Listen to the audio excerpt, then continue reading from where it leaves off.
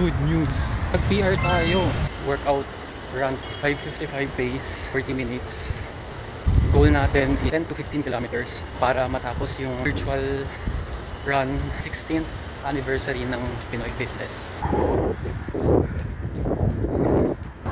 1K, 5:56, 2K, 5:35, 3K, 5:42, less than 25 minutes, 4K, 5:37, 5K, 5:39, 6K, 5:37, 7K, 5:43.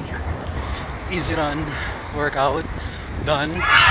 At may balita, hindi natin nakuha yung goal natin na 10 to 15 kilometer. Good news, babalik pa tayo bukas. Wow! At least, nagbigay tayo ng effort.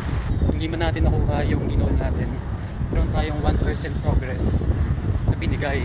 Basta, keep showing up. No excuses. Makuha mo yung better version ng sarili. Pag-PR tayo, third fastest sa 5K.